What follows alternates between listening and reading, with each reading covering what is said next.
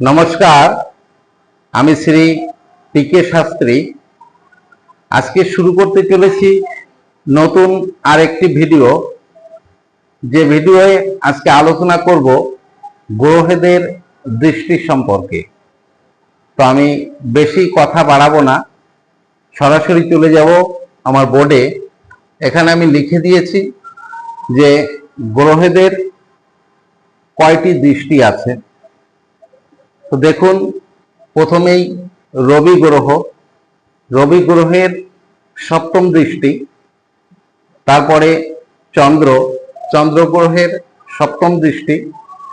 তারপরে লিখেছি মঙ্গল গ্রহ, মঙ্গল গ্রহের চতুর্থ দৃষ্টি, সপ্তম দৃষ্টি এবং অষ্টম দৃষ্টি। তারপরে বুধ গ্রহ, বুধ গ্রহের সপ্তম দৃষ্টি। তারপরে শুক্র গ্রহ, শুক্র গ্রহের সপ্তম দৃষ্টি। তারপরে বৃহস্পতি, বৃহস্পতি গ্রহের তিনটি দৃষ্টি আছে, পঞ্চম দৃষ্টি, সপ্তম দৃষ্টি এবং নবম দৃষ্টি। তারপরে আছে শনি গ্রহ, শনি গ্রহের তিনটি দৃষ্টি, তৃতীয় দৃষ্টি, সপ্তম দৃষ্টি এবং নবম দৃষ্টি। তারপরে আছে রাহু গ্রহ, রাহু গ্রহের চারটি দৃষ্টি, পঞ্চম দৃষ্টি, সপ্তম দৃষ্টি, নবম দৃষ্টি এবং দ্বাদশ দৃষ্টি। তারপরে আছে কেতু গ্রহ, কেতু গ্রহের কোনো দৃষ্টি নেই। তবে এখানে রবি, চন্দ্র, বুধ, বৃহস্পতি, শুক্র, শনি, মঙ্গল, এই সাতটি গ্রহের ঘড়ির কাঁটার বিপরীত দিকে আমরা দৃষ্টি গণনা করে থাকি। আর যে দুটি গ্রহ আছে ছায়া গ্রহ, রাহু এবং কেতু, এদের বক্র দৃষ্টি, অর্থাৎ ঘড়ির কাঁটার দিকে দৃষ্টি গণনা করতে হয়। তো এখানে কেতুর কোনো দৃষ্টি নেই, ওই জন্য কেতুর ঝামেলা এখানে নেই। তো সরাসরি চলে যাব কিভাবে দৃষ্টি গণনা করা হয়। তো দেখুন, আমি একটা কালপুরুষ মহাচক্র এঁকেছি। এ সম্পর্কে বিভিন্ন ভিডিও এর আগে আমি করেছি। তো আজকে গ্রহদের দৃষ্টি নিয়ে আলোচনা করব। তো আমি ধরে নেব রবি গ্রহ যেখানেই অবস্থান করুক, ধরে নিই আমি রবি গ্রহ অবস্থান করছে কর্কট রাশিতে। তো রবি গ্রহ কর্কটে অবস্থান করলে ঘড়ির কাঁটার বিপরীত দিকে তাদের দৃষ্টি গণনা করা হয়। তো যেখানে অবস্থান করবে রবি গ্রহ, সেখানে এক ধরে তার বিপরীত দিকে গণনা করব। 1, 2, 3, 4, 5, 6, 7, এই হলো সপ্তম দৃষ্টি। তো রবির সপ্তম দৃষ্টি পড়লো কোথায়? মকর রাশিতে। তো রবি যেখানে অবস্থান করছে সেখানে সেই কর্কট রাশির কারকতা এবং রবির নিজস্ব কারকতা, এই দুটি কারকতা মিশিয়ে তার দৃষ্টি যেখানে পড়ছে সেখানের কারকতা মিশিয়ে ওই জাতচক্রে নিজের ফল প্রকাশ করে থাকেন। এটা গেল রবির দৃষ্টি। এবার আসবো চন্দ্রের দৃষ্টি। ধরে নিই চন্দ্র এখানে অবস্থান করছে, কন্যা রাশিতে অবস্থান করছে।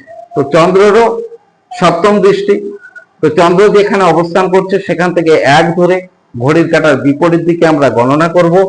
তো এখানে এক ধরি, এক ধরে গণনা করলে 1, 2, 3, 4, 5, 6, 7, এই হলো সপ্তম দৃষ্টি। চন্দ্রের সপ্তম দৃষ্টি পড়ল মীন রাশিতে গিয়ে। তো চন্দ্র কন্যা রাশিতে অবস্থান করলে কন্যা রাশির যে কারকতা, চন্দ্রের কারকতা মিশিয়ে সপ্তম দৃষ্টি যেখানে পড়ল, সেই মীন রাশির কারকতা মিশিয়ে ওই জাতচক্রে ব্যক্তিকে ফল প্রকাশ করে থাকেন।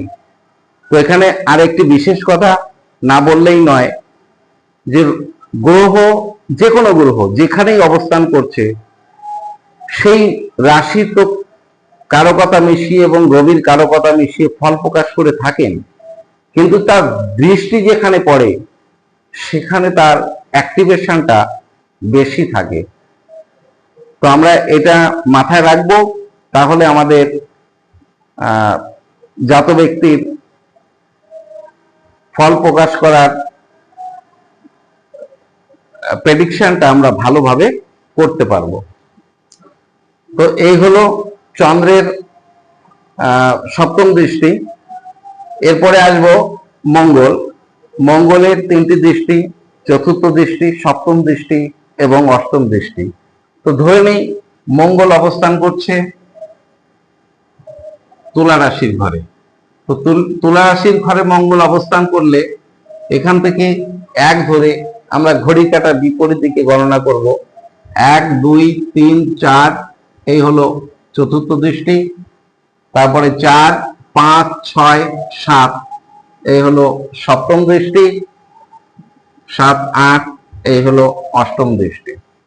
এটা হলো মঙ্গলের দৃষ্টি।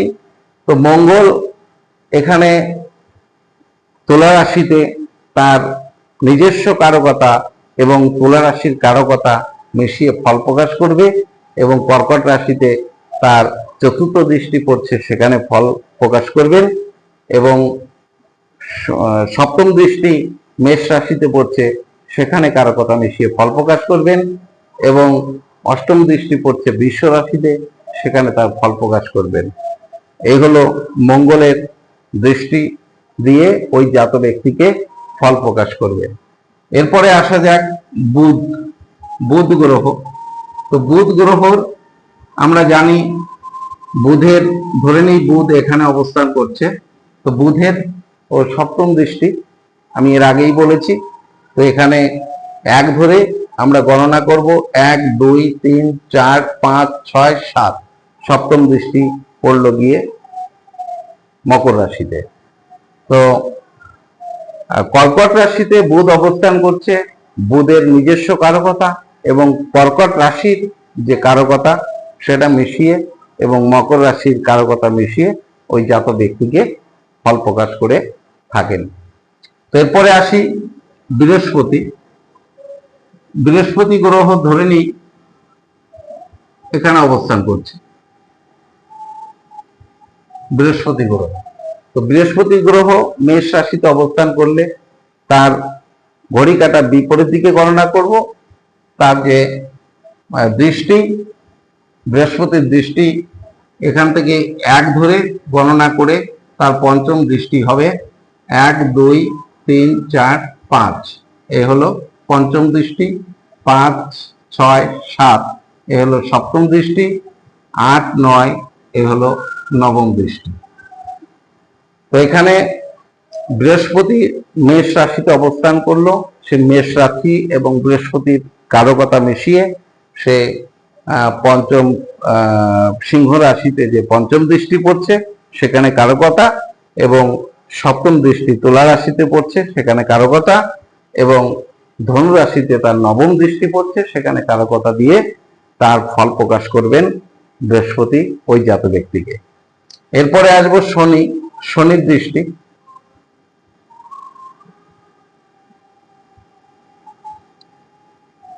ধরে নিই শনি অবস্থান করছে তুলা রাশিতে। তুলা রাশিতে শনি অবস্থান করলে তুলা রাশিতে এক ধরতে হবে। এক ধরে আমি প্রথমেই বলেছি শনির তিনটি দৃষ্টি, তৃতীয় দৃষ্টি, সপ্তম দৃষ্টি এবং নবম দৃষ্টি। তার তৃতীয় দৃষ্টি পড়লো ধনুতে, এটা তৃতীয় দৃষ্টি। সপ্তম দৃষ্টি পড়লো মেষ রাশিতে, এটা সপ্তম দৃষ্টি, এবং নবম দৃষ্টি পড়লো মিথুন রাশিতে। তো এইভাবে ঘড়ি কাটা বিপরীত দিকে গণনা করে আমরা তার দৃষ্টিগুলো পেলাম, কোন রাশিতে দৃষ্টি দিচ্ছে। বৃহস্পতি যেখানে অবস্থান করছে সেখানে তার নিজস্ব কারকতা, এবং বৃহস্পতি না, এটা শনি গ্রহ। শনি যেখানে অবস্থান করছে শনি তার নিজস্ব কারকতা এবং তার যেখানে দৃষ্টি পড়ছে সে দৃষ্টির কারকতা ধনুরাশিতে পড়ছে এবং সপ্তম দৃষ্টি পড়ছে মেষ রাশিতে, মেষ রাশির কারকতা, এবং মিথুন রাশিতে তার নবম দৃষ্টি পড়ছে, সেখানে কারকতা মিশিয়ে ওই জাত ব্যক্তিকে ফল প্রকাশ করে থাকে। এরপরে আসবো শুক্র। শুক্রটা ধরুন এখানে অবস্থান করছে। তো শুক্রের আমরা জানি সপ্তম দৃষ্টি, আমি আগেই বলেছি। তো সপ্তম দৃষ্টি কিভাবে গুনবো? ওই একইভাবে ঘড়ি কাটার বিপরীত দিকে এখান থেকে 1 ধরে 1 2 3 4 5 6 7 সপ্তম দৃষ্টি। তো সপ্তম দৃষ্টি শুক্র যেখানে অবস্থান করছে সেখানে শুক্রের নিজস্ব কারকতা এবং তার যেখানে অবস্থান করছে সেই রাশির কারকতা এবং তার দৃষ্টি যেখানে পড়লো সেখানে কারকতা মিশিয়ে ওই জাত ব্যক্তিকে ফল প্রকাশ করে থাকেন।